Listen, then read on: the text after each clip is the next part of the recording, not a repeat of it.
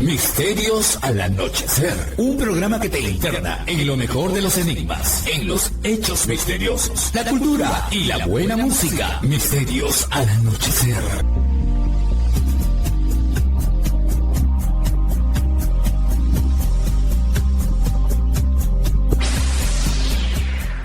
Lima Sur, Arequipa y Lamas, Tarapoto escuchan Misterios al anochecer. Fernando Chapi Martínez está presentando Misterios al anochecer. Síguenos también en YouTube, Facebook e Instagram como Misterio Infinito Perú. ¿Qué tal, amigos? ¿Cómo están? Bienvenidos a una edición más de Misterios al anochecer. Aquí al habla Fernando Chapi Martínez para Radio Arequipa Internacional FM y la www.radioarequipa.com.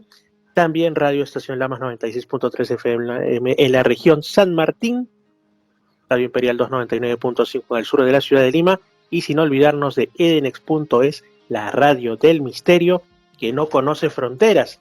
Y por supuesto los programas con posterioridad se quedan en Misterio Infinito Perú en YouTube. Misterio Infinito Perú en YouTube, como siempre digo, si no están suscritos, pues ¿qué están esperando? Pueden hacerlo rápidamente, en menos de medio minuto. Simplemente le dan ahí clic a suscribirse, a la campanita, y pueden compartir después los programas o por ahí ponerle pausa de esa manera después de la emisión en radio. Muy bien, entonces ustedes saben que en este programa tratamos sobre distintos enigmas, también discurrimos por las sendas de la cultura, de la historia, de la espiritualidad también en muchas ocasiones. Y a veces lo hacemos solamente ustedes, oyentes, y mi persona. O sea, estamos igual en buena compañía, pero en otras la compañía es aún mejor porque tenemos invitados. Algunos invitados pues son recurrentes. Por ahí está el amigo Masaru, está el hombre sin rostro. También hay invitados pues que cada tanto nos acompañan, como puede ser Álvaro Rosales, Javier Resines. Pero de cuando en cuando hay invitados nuevos que tienen cosas muy interesantes para compartir con nosotros. Es el caso de hoy, y pues tenemos aquí directamente desde el País Vasco, en el norte de España, a Adrián Basilio, quien hace poco pues ha sacado a la luz un libro muy interesante. Bueno, para empezar, él es investigador de fenómenos anómalos, y cuando exploremos su libro con él a continuación nos vamos a dar cuenta que no solamente son los clásicos fenómeno ovni, fenómeno paranormal, porque en su libro de la Vizcaya Forteana, pues encontramos desde lluvias insólitas hasta gente sombra, pasando por fenómeno ovni y por algunos mitos y leyendas muy, muy interesantes. ¿Qué tal, Adrián? ¿Cómo estás? Bienvenido a Misterios al Anochecer. Muy buenas, Fernando. Aquí estamos, dispuestos a charlar contigo. Excelente, Adrián. En anteriores ocasiones, simplemente para que lo sepan los oyentes, pues pasaban cosas, ¿no? Parte de la forteanidad también, y no se podían concretar las comunicaciones. Bueno, por ahí uno no sabe si los espíritus de la naturaleza estaban jugueteando para que se vayan la señal de la internet. Pasaban cosas, pero lo importante es que ahora estamos aquí, ¿no? Esto es parte, como digo, de la forteanidad.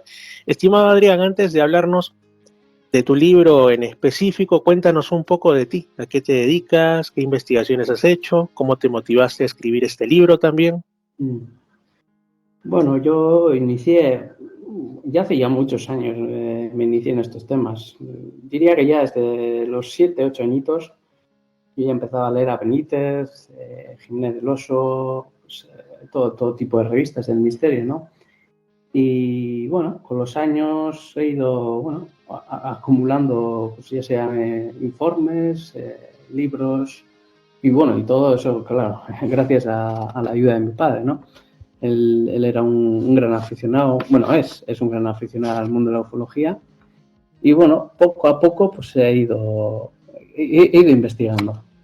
Y bueno, el libro este de Vizcaya Forteana, digamos que sería parte de otro, ¿no? Yo en 2017 empecé a investigar lo que es la comarca en la que resido, se llama Urdaibai, comarca de Urdaibai, en el, digamos, en el noreste de Vizcaya. Y bueno, empecé a investigar un poquito temas más de tipo astroarqueológicos, mitología vasca, que para mí es muy importante. Y claro, el libro fui extendiéndolo, ¿no? Me empecé a salir de lo que era la comarca. Y claro, ya en 2019, 2020, su libro Los Condenados, y dije, pues tengo que extender el ámbito de mi libro y vamos a empezar a investigar y a ver qué encontramos. Excelente. ¿Y cuál fue el primer misterio, la primera cuestión extraña que encontraste en tus investigaciones de campo? De repente entrevistando a los protagonistas del suceso o también por ahí haciendo alguna investigación de tipo más bibliográfico, ¿no? ¿Qué es lo primero que te encuentras que te dice, te alerta, acá está sucediendo algo interesante? Sí, mira, pues el libro sería el caso de Pachi. El título, el caso se llama Pachi el contactado. Este hombre, bueno, vive en la localidad de Aulestia, muy cercana a la de Marquina. Y bueno, el hombre residía antes en Guipúzcoa y bueno, viene de diferentes puntos de España, se ha ido moviendo. Y cuando llegó aquí a Aulestia, el hombre se percató de que frente a su ventana, cada noche empezaba a ver luminarias, unas luminarias muy, muy extrañas, una especie de orbes. Y él los graba y según él, el contacto, tenía una especie de contacto telepático con él, porque él les pedía, ¿no? Una especie de loas le hacía, ¿no? Como, dame un golpe de luz, señor, y las luminarias pues parecían que le respondían. Un fenómeno muy similar a lo que se conoce como las luces de Hessdalen en Noruega, que seguramente muchos de tus oyentes conozcan. Y claro, todo parece una especie de fenómeno psíquico. Porque claro, este hombre, años antes, él vivía en la Comunidad Valenciana, en Benicarló. Y parece ser que una noche se encontraba con su mujer en la terraza de su apartamento o vivienda y empezó a ver esa especie de luminarias, ¿no?, que te acabo de comentar. Y según él, una voz en su cabeza le dijo, mira al otro lado. Miró al otro lado y surgieron 3 nuevas luminarias. Pero al instante después esas luces empezaron a conformar una especie de omnitriangular. El clásico Big Bang Dells, es el que muchos conocen, ¿no? Era oscuro, tenía 3 luces en cada extremidad y, bueno, el hombre, imagínate, se asustó un montón, empezó a proferir insultos y, bueno, se puso muy nervioso. Debido a ese caso, el hombre tiempo después empezó dijo, tengo que escribirlo, tengo que divulgar mi caso, pero voy a inventar unos personajes, no quiero dar la cara, no quiero que nadie sepa quién soy. Y el hombre, pues bueno, editó un libro. ¿Qué pasó? Que después, bueno, fue, como te he dicho antes, pues el hombre se fue a vivir a otras partes de España. Antes de Aulestia estuvo en Gaviria, que Gaviria es una localidad de Guipúzcoa, de la provincia vasca, y ahí también veía luces y en una ocasión creo que llegó a ver una especie de omnicigarro. No sé, el hombre parece estar muy, muy conectado con ese tipo de fenómenos. Parece algo psíquico. Él ya es, me imagino, una persona de cierta edad. Esto lo debe tener desde hace bastantes años. El hombre rondará, sí, los 55 años o... Sí, tiene no, ahora exactamente no sé su edad, pero sí, más de 50 años tiene. Y bueno, él tuvo la desgracia de también haber perdido a una hija cuando nació. Y eso, claro, yo llego a un planteamiento que muchos investigadores han dicho, ¿no? Y es que en estados, cuando una persona sufre un estado de shock fuerte, algo emocional muy fuerte, hay un clic en la mente. Y eso podría, digamos, facilitar algún tipo de conexión, ¿no?, con ciertas entidades de algún tipo. Y hasta hace nada, el hombre, ya te digo, está grabando vídeos, diría que casi noche tras noche, sobre las montañas que tiene frente a su casa. Y bueno, ¿qué podemos sacar? ¿Qué pueden ser esas luces? Desde un punto de vista científico, pues siempre se ha dicho, ¿no? Un rayo globular, un fenómeno tectónico, algunas... Pero claro, también es verdad que la zona abunda en muchas leyendas de seres elementales, ¿no? Tenemos, por ejemplo, el cíclope, que aquí en el País Vasco se le llama Tartalo. También alguna que otra leyenda sobre vírgenes, porque justo en la cima donde ve las luminarias se encuentra la ermita de Santa Eufemia, con una leyenda que no digamos que es tiempo. Ya sabemos que detrás de las leyendas siempre hay cierto viso Un hecho de realidad, real. ¿no? Exacto. Sí. Y claro, siempre hay entre fenómenos marianos, personajes mitológicos. Por ejemplo, en esas montañas que tiene frente a su hogar se encuentran las dos cuevas, supuestamente eso dice la mitología vasca, de la diosa vasca Mari. Una diosa, bueno, que digamos sería, a nivel universal, sería una representación de la madre tierra, ¿no? Por lo tanto, siempre hay está todo muy unido, ¿no? Hay algo telúrico, hay algo elemental, hay alguna inteligencia.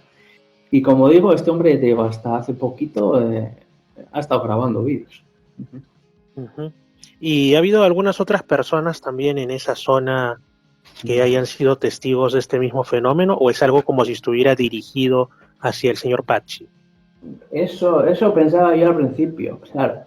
Pero, bueno, la localidad, una localidad muy próxima de ahí, que se llama Marquina, en el año 70, ahora te diré exactamente el año, en el año 76, si no me equivoco, agosto del 76, en pleno centro de Marquina, había un cuartel de la Guardia Civil, la Benemérita.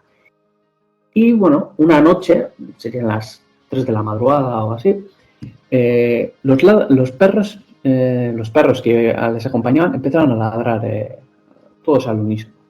Y era muy extraño porque, claro, a altas horas de la mañana lo único así extraño que podía pasar, pues podía ser alguna especie de, no sé, de ataque o atentado.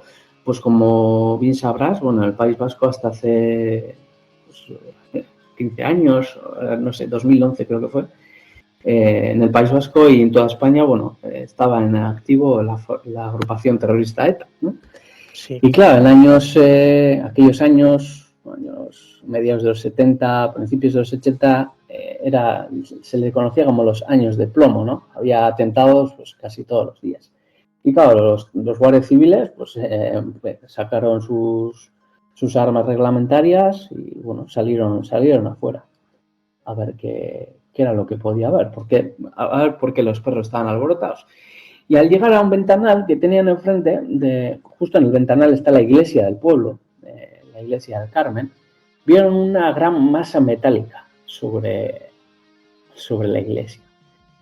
Desprendía una especie de luz rojiza, era bastante grande, ocupaba el tamaño de la iglesia, más de 30 metros de diámetro, diríamos. Y bueno, uno de ellos, el tal Mesa, bueno, pues sacó su arma reglamentaria y no dudó en apuntar a la aeronave. Decían que era metálica, tenía cierto brillo, también parecían intuir una especie de sombras en el interior, porque tenía una especie de cúpula, digamos, ¿no? Porque era el clásico platillo volante de los 70, ¿no? Como dos platos de Duralex, que se solía decir aquí, ¿no? Uno dado la vuelta sobre el otro. Pero luego parece ser que veían alguna especie de sombras o entidades en el interior. Y ese avistamiento duró muy poco, apenas un par de minutos, cuando de pronto la aeronave cogió y salió disparada en un abrir y cerrar de ojos. Se dirigió, curioso, porque esto es algo que he recogido en el libro, muchos ovnis aparecen en un punto, pero al irse siempre se dirigen a alguna montaña importante, digamos, de la geografía vasca, como es en este caso, el Monte Oiz. este monte es muy famoso porque allá por los finales de los 70, si no me equivoco, principios del 80, hubo un accidente aéreo bastante potente. Murieron mucha gente y seguramente mucha gente conozca por ello. Pero ya te digo, la zona es una zona caliente. Interesante. Y ya que has mencionado, que he escuchado al respecto también por ahí en otros casos, otras situaciones, he leído por ahí en revistas que llegan de España, la mención dentro de todo el rico, bueno, ahora le llaman folclore, aunque suena, no sé, no me gusta usar mucho esa palabra, me parece hasta un poco, no, como algo ya del pasado, ¿no? O algo anecdótico, ¿no? Digamos, dentro del rico acervo de mitos y leyendas que tiene la espiritualidad tradicional vasca, está la figura de lo que has mencionado, de la diosa Mari. Y justamente yo sé que hay casos ahí, como también en otras partes del mundo, incluso aquí en Perú, en que las personas, pues, de pronto afirman que pareciera que esos antiguos dioses se manifiestan de una u otra manera, ¿no? En lugares alejados, en sitios en los que se les rindió culto y a veces ya ni siquiera queda el recuerdo de esos antiguos adoratorios, pero por ahí que hay manifestaciones y alguien dice ahora, con la interpretación actual, ¿no? Son fantasmas, son espíritus de la naturaleza, seres feéricos, y de pronto alguien dice, oye, ¿y si fuese la aparición de este antiguo dios o diosa? Todavía quedan allá en el País Vasco personas que rinden culto a la diosa Mari, o personas que directamente pues tienen en activo, por decirlo así, esos lugares donde solía rendírsele culto antes. ¿Todavía hay ello? No. Lo que es un culto, no. Digamos que es algo popular, ¿no? Digamos que en cuanto a los escritos de mitología vasca, pues por ejemplo aquí tenemos un antropólogo muy famoso, José Miguel de Barandiarán, que era un cura. Él se dedicó toda su vida a investigar lo que es el folclore vasco y la mitología. Y claro, esos libros se han distribuido mucho por el País Vasco. En las escuelas se les suele nombrar mucho, pues el Pasajao, ¿no? Que es una especie de Bigfoot, las lamias, los gachagorris, que es una especie de duendecillos traviesos, la diosa Mari, que la diosa Mari no deja de ser al final Gaia, ¿no? Incluso que tiene dominio sobre las demás entidades, ¿no? Como si fuera una deidad telúrica, ¿no? Algo que muy poderoso, ¿no? Que tiene la capacidad de tomar la forma que quiera, de un animal, de una bruja, de lo que sea, de cualquier tipo de monstruo, ¿no? Pero no hay, digamos, un culto hacia ella. Sí existen enclaves, ¿no? Donde se dice que están sus cuevas, pues como puede ser el Monte Oiz, que te acabo de comentar, el Monte Amboto, en la zona de Durán Sado, pero no, yo diría que no hay un culto, pues como podría ser el culto platillista, ¿no? Del que tanto se habla. Sí, y lo que también creo que hay ahí en País Vasco y en general en España es el asunto de los encuentros con las denominadas damas blancas, ¿no? Algo de eso he escuchado. Sí. Yo recojo dos casos que, bueno, los he enmarcado dentro de lo que son las apariciones marianas. Pero claro, eso depende de la interpretación que le dé cada uno. Un caso que está muy cerquita donde yo vivo actualmente, en la localidad de Forua, hay una leyenda de una aparición mariana, que la Virgen se llamaba de Baldatica. Bueno, la leyenda así de forma resumida dice que una joven estaba con su rebaño, se fue a la lejanía ella vivía en una especie de casa-torre, se fue a la lejanía con su rebaño y se le perdió alguno. Y en esto de que iba en búsqueda, empezó a escuchar cómo del interior de una cueva de Verasondo, que aparece en el libro, que por cierto hoy día nadie sabe dónde está esa cueva, pues la chavala empezó a escuchar una voz que le llamaba, ¿no? Y le decía que bueno, que estuviera, que tuviera cierta rectitud, ¿no? Que ella siguiera creyendo y que ella podría lograr lo que quisiese, pues, en el mundo espiritual, ¿no? Porque la joven parece ser que quería meterse a monja o algo por el estilo.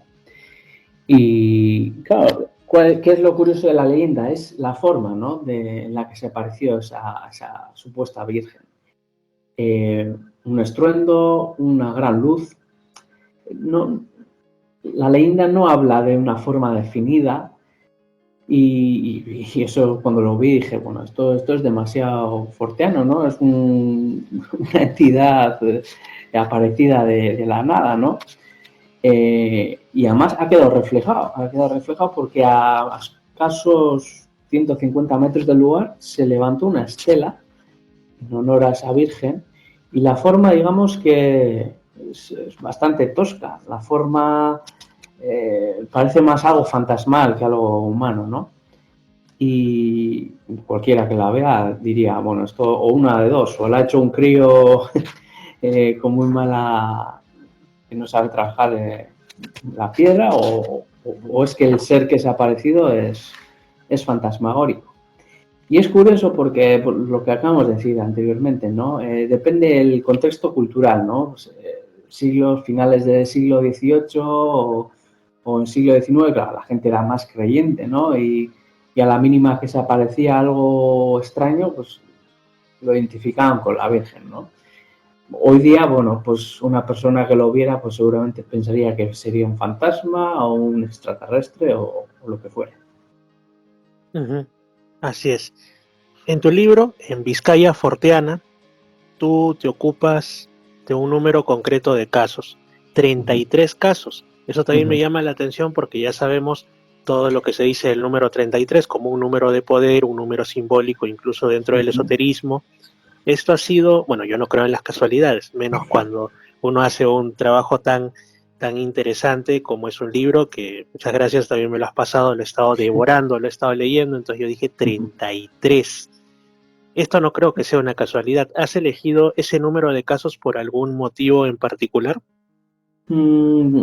Sí, lo primero de todo, bueno, que descartar a tu audiencia, no soy masón, que es lo típico, ¿no? 33 y todas estas, bueno, ya sabes cómo anda la cosa por internet, ¿no? Con las conspiraciones y tal.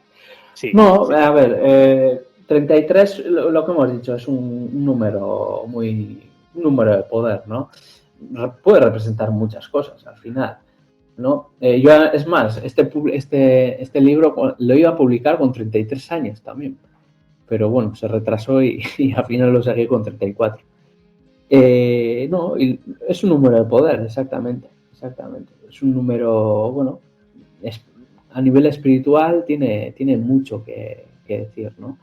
Este libro tiene una aura oscura, digamos, pero bueno, para contrarrestarlo, bueno, pues el 33 yo creía que era un número luminoso, muy cercano a la trascendencia, con cierta vinculación.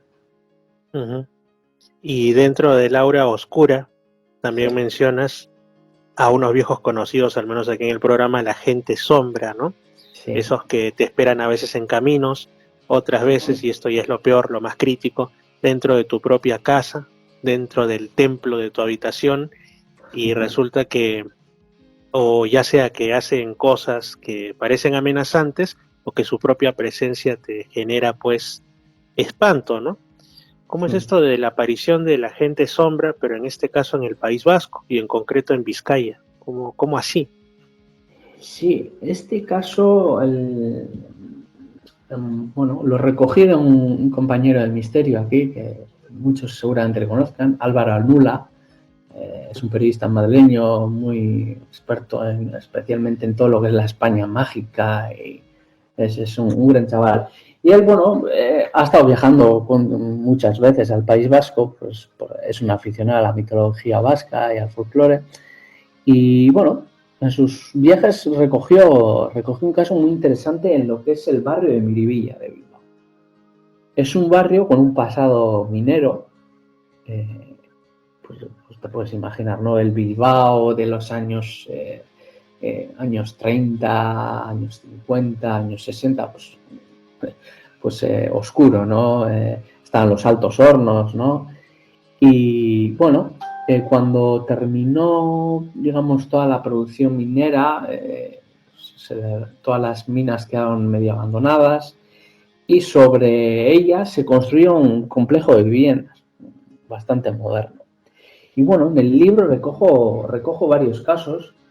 Como digo, mi fuente ha sido Álvaro Andula y muy inquietantes, porque eso, estamos hablando de gente sombra, lo que en inglés se llama shadow people, ¿no? Pues encuentros ya te puedes imaginar, en habitaciones, junto a la cama. Recojo un caso de una anciana, una mujer mayor, que vi una especie de no sabría cómo decir, una especie de neblina azulada, ¿no? Que parecía tener cierta corporeidad y la mujer no se atrevía a pasar el umbral de la puerta de su hogar, ¿no? Después eso, sensaciones de presencias, cosas muy extrañas y muy curiosas. En España, bueno, ese tipo de apariciones son muy comunes, especialmente en la provincia de Cáceres, en Extremadura. Bueno, ahí les ponen muchos nombres, ¿no? Normalmente suelen ser seres de largas extremidades, pues cubiertos de unos ropajes. Más que ropajes, son oscuros de por sí, no se les ve la cara, nada. Tienen cierta materialidad, ¿no? Pero son como sombras.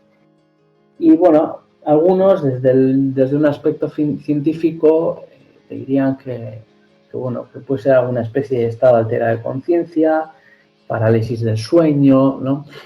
Pero es extraño porque es que, como te digo, en el barrio Miribilla, bajo esos bloques de viviendas, falleció mucha gente, ¿no? En el siglo XVIII, XIX hubo varias guerras carlistas justo allí. Pues aquello se llamaba el cuartel de Miravilla, ¿no? Y pues te puedes imaginar, bombas, disparos, bueno, fue aquello, murió mucha gente, ¿no? Y claro, eso unido a los trabajadores fallecidos, ¿no? En las minas, pues por demoliciones o que se ha caído alguna detonación pues que ha salido mal o lo que fuera. Y esa es hay una cierta acumulación, ¿no? En el libro explico que hay una especie de triángulo, ¿no? En pleno centro de Bilbao.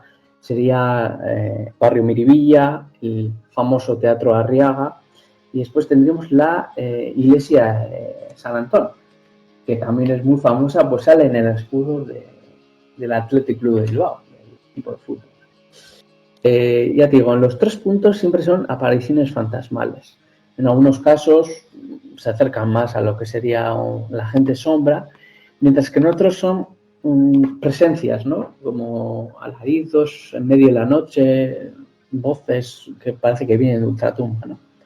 Y sí, el centro de Bilbao, yo me quedé impresionado de cómo en tan poco espacio podían reunirse tantos casos paranormales. Uh-huh. Y cuando se encuentran este tipo de zonas que parece como si hubiera un portal en ellas, que parece como si algo atrae a distintas manifestaciones insólitas, pues uno empieza a plantearse, ¿y esto por qué? Como digo, casualidad no lo creo, ¿no? Entonces, justamente tú en tu libro mencionas algo sobre las líneas ley, como por ahí puede andar una posible explicación a por qué en ciertas zonas se acumulan este tipo de fenómenos. ¿Cómo es esto en el caso de Vizcaya?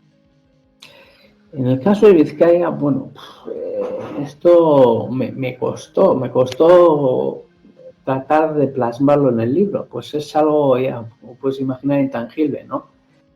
Es más, además el tema de las líneas ley siempre han tenido cierto desprestigio, digamos, ¿no? Porque siempre ha estado muy vinculado a los movimientos New Age. Pero claro, si unimos las líneas ley a las ortotenias que por ejemplo, hablaba Aimé Michel en cuanto al fenómeno ovni. Después, los típicos, bueno, fenómenos telúricos, ¿no? Los orbes, todas estas luces que parece que salen de las entrañas de la Tierra. Y bueno, yo he podido encontrar ciertas alineaciones donde se acumulan todo tipo de casos paranormales, de criaturas criptozoológicas, apariciones ovni, de todo tipo. Y claro, yo no creo ya que sea algo que sea, en el caso de los ovnis, no creo que sea algo que viene del cielo, sino que, como acabas de decir tú, una especie de vórtices o portales dimensionales, algunos les llaman zonas ventana.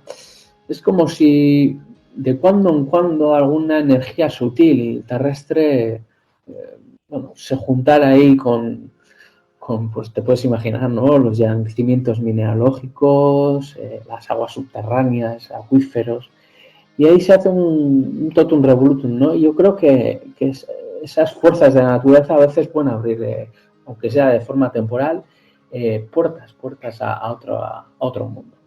Y en ese caso, pues bueno, a veces nos aparecen en forma de gente sombra, a veces de criaturas criptozoológicas, pues ya puede ser una pantera fantasma o una especie de hombre salvaje o Bigfoot, sea lo que fuere, parece que todo tiene cierta unión, todo está bastante conectado.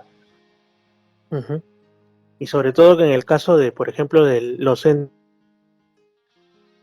zoológicos, o sea, asumamos, vamos a ponerlo así, ¿no? Como una posibilidad, como una idea suelta en el aire, que quizás sean, pues, ejemplares de la fauna de una realidad alterna, ¿no? De un mundo que está en otra línea, pero parcialmente coexiste con el nuestro. Lo que a mí me resulta curioso es que estos seres pasan a nuestro mundo por estas zonas ventanas, supuestamente, pero no se quedan en él. O sea, es como que ese portal nuevamente los absorbe y le dice, tú no perteneces ahí, ven para acá, y se lo lleva, ¿no? Porque no es que se quede vagando esa criatura en nuestro mundo y que la puedan capturar los zoólogos y de pronto pues ahí tengamos una prueba de un hecho insólito, ¿no? Entonces también esa es otra cuestión un tanto llamativa.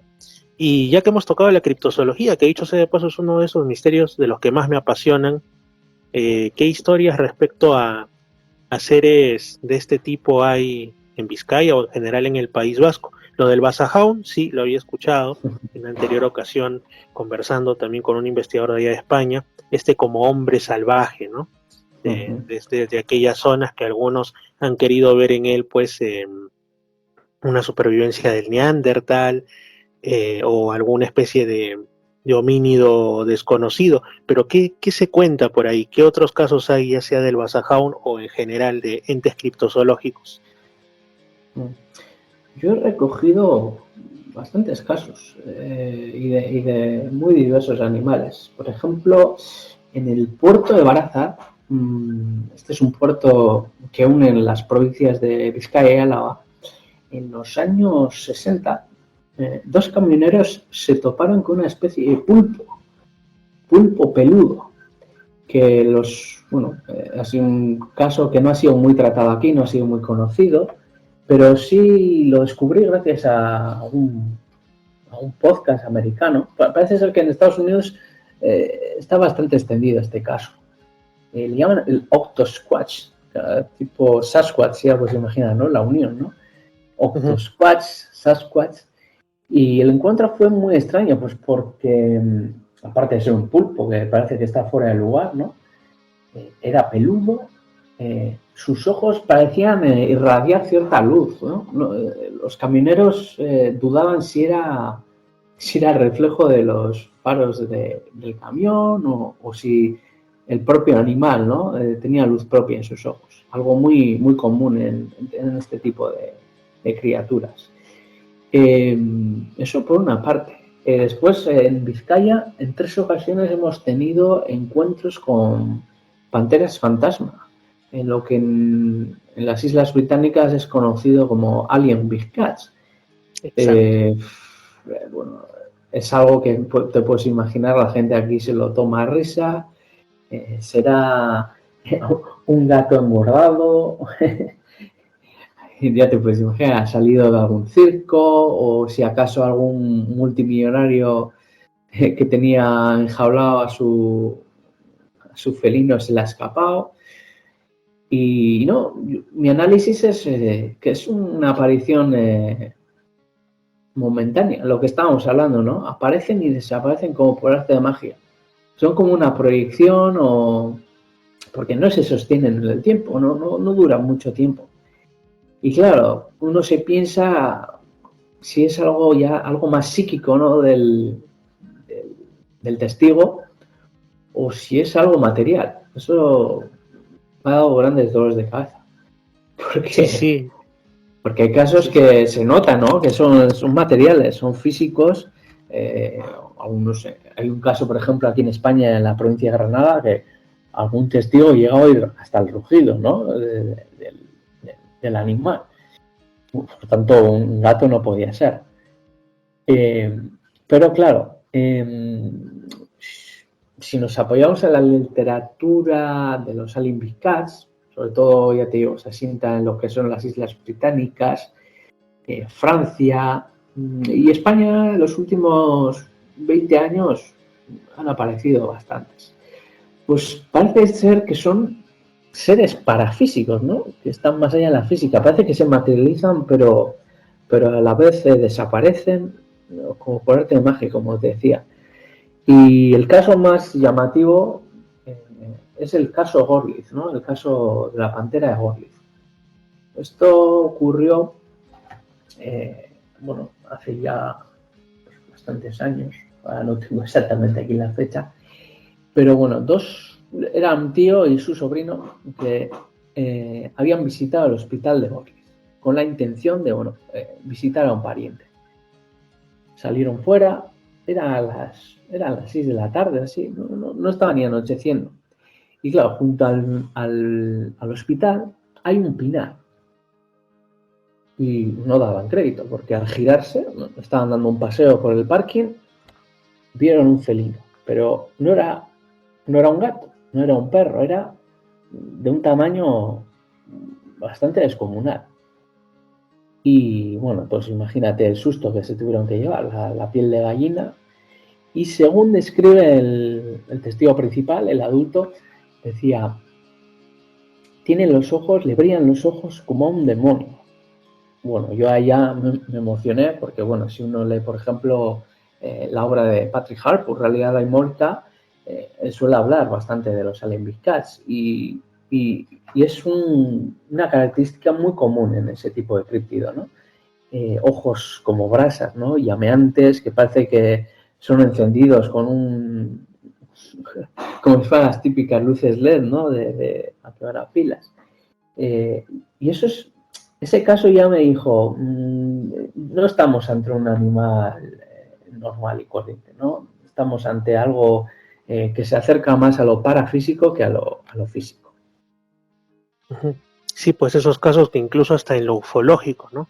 En algunas ocasiones o en las cuestiones que se tienen por demoníacas o espirituales, que aparece un ser, una sombra, y a veces lo único que puedes ver son sus ojos, que invariablemente son brillantes y son por lo general rojos, o también en alguna ocasión más hacia lo amarillo, pero es una presencia encendida que además es lo que quizá más asusta al testigo que la propia aparición, por lo que nosotros culturalmente y todo ello pues asociamos el rojo generalmente a peligro, a riesgo, ¿no? Demoníaco. Entonces, exacto, algo que definitivamente bueno no es. Así que sí, es bastante interesante este caso sobre todo porque, yo hace mucho, justamente al igual que tú, al igual que lo mencionabas al inicio del programa, también he tenido interés por estos temas desde muy temprano en la vida, desde igual los 7, 8 años, incluso un poquito antes quizás, ¿no? Por las historias que escuchaba en casa, fenómenos paranormales que por ahí ocurrían, pero en uno de esos programas era El Mundo de Arthur Clarke, era, si no me equivoco, que lo pasaban en el cable, aquí a Perú llegaba en cable, muy conocido. Mostraron pues por más que Arthur Clarke era sumamente escéptico, unas imágenes de Alien Big Cats, de estas panteras negras en Reino Unido, que habían sido captadas con una filmadora, ¿no? de hace ya varias décadas y que tenía pues los típicos movimientos que tendría cualquier felino salvaje agazapándose o digamos un tanto nervioso, ¿no? Y por esto es que decían, bueno, que posiblemente alguien por ahí tenía de manera ilegal uno de estos felinos y decidió soltarlo en la naturaleza porque, claro, porque ya le causaba demasiados problemas. Entonces uno dice, sí, pero ¿por qué es que nunca encuentran al animal o de repente restos de su presencia, excrementos, restos cuando ya muere en la naturaleza? Entonces ahí es donde está el tema, el misterio, ¿no? Como que se desvanecieran. Y hablando de desvanecerse, hay también en Vizcaya y en el País Vasco historias de casas encantadas, de lugares que tienen su fantasma particular por ahí, que si tú vas puede ser que te encuentres con alguien que murió hace mucho supuestamente. Me imagino que sí, en todo lugar hay este tipo de historias.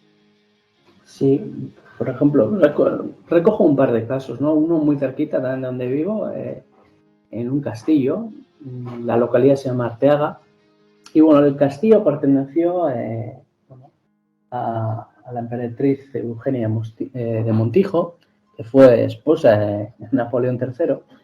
Claro, en su origen ese castillo, bueno, pues fue una torre defensiva, digamos, ¿no?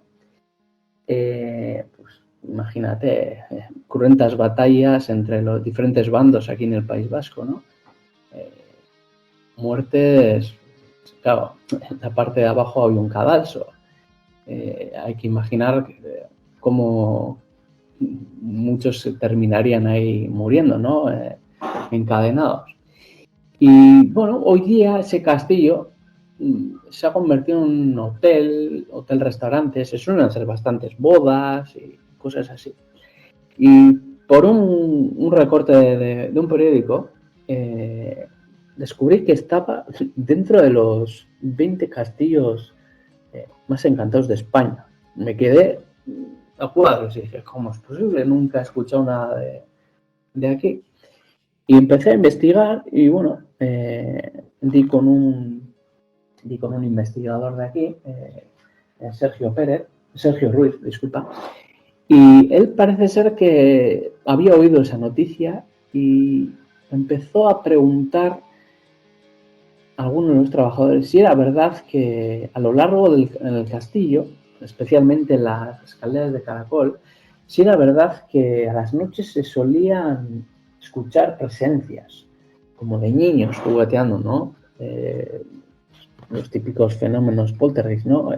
Movimientos de aperturas y de ventanas, de puertas, de forma pues, que no tenían explicación, ¿no? Y el hombre le dijo que no, que, bueno, no, eso fue a mí el dueño del hotel.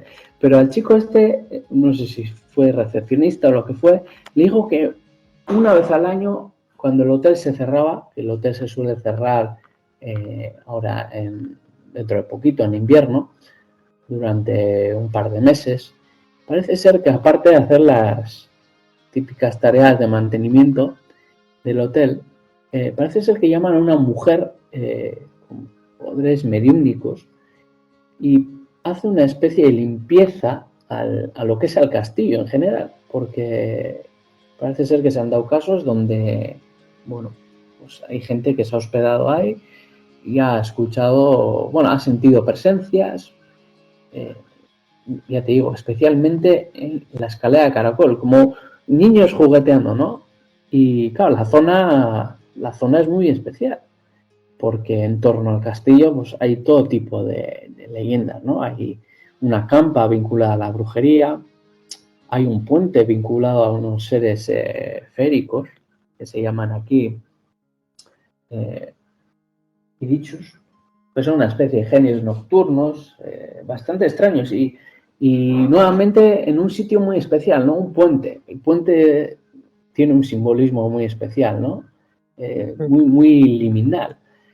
Después también tengo por ahí alguna criatura criptozoológica, una especie de serpiente voladora que vuela, que, bueno, estoy en estos momentos investigándolo un poquito más a fondo, no la he añadido al libro, Pero ya te digo, hay demasiada acumulación, ¿no?, de fenomenología paranormal.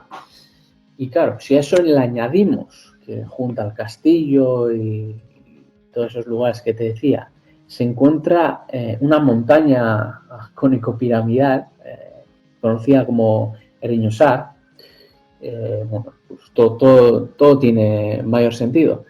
Porque lo primero de todo, esa montaña en su cúspide tiene una ermita abocada a San Miguel. Y claro, si uno es lector de temática de geomancia, líneas ley, feng shui, bueno, ya sabe que todo lo vinculado a San Miguel tiene cierta influencia telúrica, ¿no? Toda la zona irradia una gran energía telúrica. Y como decía en anteriores casos, hay cierta vinculación, ¿no?, entre ese tipo de seres y de vórtices, no sabría cómo llamarlo, vórtices, zonas ventana. Y no es raro, ¿no?, que en ese castillo se den ese tipo de fenómenos poltergeist. Y ya que has mencionado a esos seres féricos, a esa especie de genios, me imagino que de no muy buenas intenciones, la gente hasta ahora lo sigue viendo. Hay casos en los que suceden cosas que se las atribuyen, se trata de estos personajes a medio camino entre este mundo y el otro, me imagino, ¿no? Entre lo espiritual y lo material. Hay algunos casos, o incluso por ahí alguno que no esté en el libro, con estos, ¿cómo se llamaban? Los genios nocturnos Irichus. Son una especie de pequeños cerdos, pero muy monstruosos, ¿no? Parece ser que persiguen a aquellos que se encuentran en las encrucijadas, ¿no? Especialmente ya, como te iba diciendo, muy liminal todo, ¿no? Puentes, encrucijadas. Claro, se suelen aparecer a cierta gente que, bueno, va, especialmente siglos anteriores, ¿no? Siglo XVIII, siglo XIX, un mundo más rural. Tenemos que ir a un mundo más rural porque hoy día, que yo sepa, no hay casos de esos. Y dicho, bueno, hacía perderse a la gente en el monte, ¿no? La gente sentía les perseguía o una intención de saber qué eran y los terminaba mareando, digamos, por los montes. Incluso la gente llegando a despeñarse por acantilados, con tal de verles. Muy traviesos. Como te decía, a excepción de estas entidades infantiles del castillo, no han vuelto a ocurrir casos de ese tipo. Lo que sí, bueno, el que te he dicho antes de la serpiente, una especie de serpiente que comienza a volar, se ocurrió en la década de los años 20, más o menos, del siglo pasado, 1920. Pero, claro, de donde lo encontraba, pues está a medio camino entre la leyenda y la realidad. Y, bueno, no sabría si meterlo dentro de lo que es criatura criptozoológica o algún ser mitológico, un Yaculus o algo así. Pero no han vuelto a ocurrir casos de ese estilo en la actualidad. Claro, y sobre todo que felizmente que no hayan vuelto a ocurrir, porque imaginémonos por la descripción que tú has dado de un Irichu, un cerdito, ¿no? ¿Qué imagen tan tierna, un cerdito, ¿no? Hasta hambre da, ¿no? Sí. Pero es un cerdo monstruoso que aparece de la nada, te persigue. Sí, es como un jabalí del infierno. Qué terrible, ¿no? Mejor no encontrarse con ese cerdito, y mejor que ya no esté apareciendo también. Pero quizá para culminar este programa que está tan interesante, amigo Adrián, hay otra cosa que tú mencionas, ¿no? Que justamente tiene tanto que ver con el término forteano que utilizas en el título de tu libro, y son las lluvias extrañas, las lluvias insólitas. Sí. Y me dices que también allá en Vizcaya han ocurrido estas cosas. ¿Qué es lo que ha caído desde el cielo que ha dejado ojipláticos a todos? Pues tengo varios casos. Tengo uno muy forteano, o sea, que parece salido del libro de los condenados de Ford, ¿no? De Charlesford, ajá. De Charlesford, exacto. Uno fue en El Goibar. El Goibar es una localidad de la provincia de Vizcaya, pero digamos que es un pueblo que es anexo a Vizcaya, no está muy, muy pegado. Y bueno, pues allá por el 2000, déjame ver, en 2000 fue, en 2011, sí. En 2011 en esa localidad, pues era un día normal, estaba la gente para adelante, para atrás, yendo a su trabajo, y a eso de las 7 de la mañana, muy, muy prontito, empezó una tormenta, ¿no? Empezó a rociar fuerte, y la gente se quedó ojiplática porque empezaron a ver puntitos en el suelo. Y, ¿qué es esto? ¿Qué es esto? Y al acercarse vieron que eran pequeñas ranitas, ¿no? No duró mucho, duró varios minutos. El pueblo se inundó, o mejor dicho, cierta zona de la localidad se inundó, porque parece ser que este tipo de lluvias se suelen focalizar en un sitio, ¿no? Además de forma reiterada. No he conseguido información de si ha habido en otras ocasiones lluvias de granos en el Goibar, pero sí parece que se focalizó en una zona muy concreta.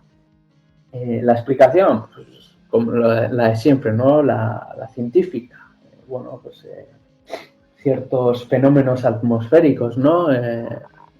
Pueden desplazar, ¿no? Grandes vendavales pueden desplazar a los anfibios a las nubes, desplazarlos y en cierto momento soltarlos, ¿no? En un lugar que ya es curioso, ¿no? Que a veces se repitan, ¿no? En ciertos sitios. Uh-huh. Ese sería y sobre uno. Sobre todo el tema también es que muchas veces, por no decir prácticamente todas, lo que cae en estas lluvias insólitas es un solo tipo, una sola especie en concreto, ¿no? Entonces uno dice, pero si fue, no sé, una tromba de agua o este tipo de cosas extrañas de la meteorología, pues, no sé, se llevaría todo, desde no sé, un pantalón que estaba por ahí botado, pasando hojas, por la rana, ramitas de árbol, hojas, basura, y caería todo, y otros animales, sobre todo si son animales acuáticos, peces también, no sé, y de pronto... Sí, sí. Solo ibas a contar otro caso. Sí, ese sería uno. Después tuve otro, recogí uno aquí muy cerca también de donde yo vivo.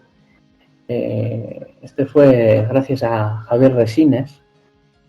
Sacó un artículo para la revista Fenómena y dije, no puede ser, ostras, sí, el caso está ocurrido a 5 minutos de mi casa. Pues el caso ocurrió entre las playas de Laga y Laida, son dos playas muy populares aquí en Vizcaya, y parece ser que hubo varias noches hubieron tormentas eléctricas muy, muy potentes, ¿no? Y al día siguiente, una familia fue a hacer ese recorrido entre las playas y se encontraron una especie de esférulas, ¿no? Azules. No daban crédito porque nunca habían visto nada así. Y la pisaron, veían que tenía cierta, parecía orgánico, digamos, ¿no? Y ellos no pensaban en ningún momento que podía ser algo manufacturado, ¿no? por el hombre. Y bueno, el primer día no hicieron ni caso. Pero al día siguiente, otros familiares hicieron el mismo recorrido y a 300, 400 metros más allá encontraron nuevamente una esferita de esas. Bueno, no, me equivoco. Una esferita y otra aplastada. Bueno, pues ya dijeron, esto no puede ser. Esto su perfección, ¿no? Su color, un color brillante, azulado, muy, muy bonito. Parecía algo caído del cielo, ¿no? Y bueno, recogieron unas muestras y como te decía, ¿no? Llegó a oídos de Javier Resines. Pude estar con los testigos, con la familia, y bueno, después de entrevistarles llegué a una conclusión, ¿no? Y es que seguramente las esferas eran bolas de hidrogel. No sé si sabes, Fernando, que en el mundo de la jardinería, ¿no? Para los tiestos y así, cuando te vas fuera de casa y no puedes echar a las flores agua, pues bueno, existe una especie de esferas, ¿no? Manufacturadas, lógicamente, que se llaman de hidrogel. Ujú. Y yo he llegado a esa conclusión. Al principio estaba muy emocionado, pensaba, bueno, estamos ante un caso forteano bueno, que podría ser, ya te digo, en cualquier libro de Charles Fort. Y bueno, indagando, al final por la descripción que me hacía de los materiales, dije, no, esto es un material, digamos, industrial. Y bueno, eso es bonito también, ¿no? Poder investigar un caso y decir, joder, estoy emocionado, pero oye, igual lo que hay aquí detrás no sabría cómo decirte. Bueno, que le das descubres lo que es, ¿no? Aunque parezca que te llevas un chasco, ¿no? Como dices, yo esperaba que fuera algo potente. No, oye, es bonito también ver que no todo lo que solo... Ya sabes. Y Claro. eso es. Y bueno, ese serían dos casos. Y el último fue un meteoro fantasma. Yo lo he llamado meteoro fantasma, porque ocurrió en la localidad de Baracaldo. Este caso es muy curioso porque tiene cierta vinculación con unas pruebas balísticas que suelen hacer en Francia. No sé si tienes oído, Fernando, que en España de cuando en cuando, bueno, aparece una especie de meteoro o de luz potente Sí, que suele algo he surcar la escuchado. península. Este Sí. caso, en un principio yo pensaba que iban por ahí los tiros, pero según la descripción que me hizo el testigo, no, era muy extraño, por eso lo llaman meteoro fantasma. Estos eran dos chicos que se encontraban en el Monte Argalario, son fanáticos de la astronomía, y bueno, subieron allí y de repente vieron una especie de estela, digamos, una estela gigantesca.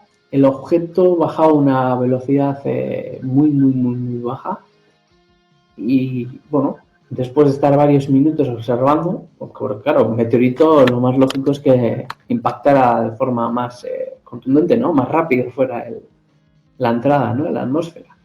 Pero ya te digo, la velocidad era muy lenta. Claro, los dos testigos impactados dijeron, nos montamos al coche y vamos a buscarlo, porque ellos calculaban que tenía que haber caído sobre la localidad de Baracaldo, especialmente donde está el Bilbao Exhibition Center, es una feria de muestras que está aquí en Bilbao, y ellos calculaban que por esa zona, y dieron vueltas y vueltas con el coche, no encontraron nada.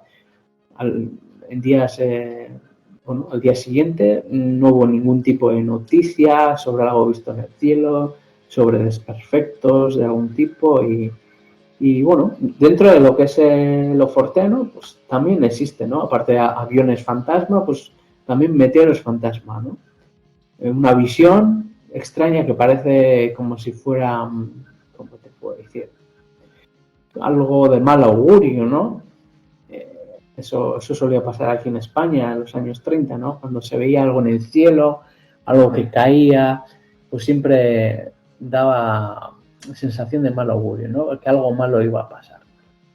Uh-huh. Y como os decía, en este caso no encontraron ningún tipo de resto ni salió en los medios de comunicación, nada. Así es como si hubiera sido prácticamente un holograma, algo así que vieron, desapareció. Es un buen ejemplo, sí. Una especie de holograma, algo, como decíamos antes, ¿no? Parafísico, parece físico, pero no desaparece, como por arte de magia. Así es, Adrián. Adrián, yo quiero agradecerte por haber estado entonces en esta edición de Misterios del Anochecer. Estoy seguro que a futuro habrá algunas en realidad otras ocasiones de conversar, y comenta entonces para todos los oyentes sobre tu libro Vizcaya Forteana, cómo lo encontramos, cómo lo adquirimos también. Bueno, para adquirirlo en estos momentos, bueno, me encuentro yo distribuyéndolo, estoy haciendo yo de proveedor a nivel nacional y bueno, los envío yo por correo. En estos momentos me encuentro hablando con algunas distribuidoras y bueno, espero que en una semana o dos pueda estar disponible online. Por ejemplo, desde tu país, ¿no? Que alguien si quisiera adquirir el libro, pues solo tendría que visitar una página, la página de la editorial, Ushuaia Ediciones, y bueno, en breve pues se subirá el libro con su portada, solo habrá que cliquear y bueno, se podrá comprar de manera online. Excelente, Adrián. Y nada más. Y bueno, y agradecerte, Fernando, por la oportunidad que me has dado para poder explicar mi libro y la aventura que he vivido durante más de 3 años para escribirlo. Y muchísimas bueno, gracias. A ti te encontramos, gracias a ti más bien, Adrián, a ti te encontramos en redes sociales como Adrián Basilio, estás en Facebook, Esto Instagram. Sí, en Instagram como @AdriánBasilio7 y después, bueno, cualquiera que quisiera, si quiere contactar conmigo para adquirir un libro, pues por ejemplo desde España lo tendría muy fácil, solo tendrían que mandarme un correo a vizcayaforteana@gmail.com y nada más. Bueno, esos 2 medios. Estoy en Instagram y en Facebook. Quien quiera, ya sabe, que me siga. Vizcaya Forteana con B. Exacto, eso sí, en vasco, como sería, ¿no? Con B, Z, K de kilo y latina. Eso es, que nosotros lo diríamos en vasco, en euskera, Vizcaya. vizcayaforteana@gmail.com. Y quien quiera contactar conmigo, pues estaré encantado de atenderla. Excelente. Entonces, Adrián, un gran saludo hasta allá, hasta el País Vasco, y será hasta una próxima oportunidad. Muchísimas gracias. Hasta la próxima. Amigos, hemos culminado Misterios del Anochecer y ustedes ya saben, nos encuentran en Radio Arequipa Internacional FM, la www.radioarequipa.com de lunes a viernes, finalizando la noche, en Radio Estación Lamas 96.3 en la región San Martín y en Radio Imperial 299.5 de Lima Sur los domingos por la noche y en edenex.es, la radio del misterio, en distintos momentos de la semana. Yo soy Fernando Chapi Martínez y también no se olviden de Misterio Infinito Perú en YouTube. Tengan buenas noches, que descansen y cuidado que les puede pasar algún hecho insólito que no los deje dormir. Mejor duérmanse ya de una vez. Fuerte abrazo y nos estamos escuchando en el siguiente programa. Misterios al Anochecer. Chau. Lima Sur, Arequipa y Lamas Tarapoto escuchan Misterios al Anochecer. Fernando Chapi Martínez está presentando Misterios al Anochecer. Síguenos también en YouTube, Facebook e Instagram como Misterio Infinito Perú. Misterios al Anochecer, un programa que te interna en lo mejor de los enigmas, en los hechos misteriosos, la cultura y la buena música. Misterios al Anochecer.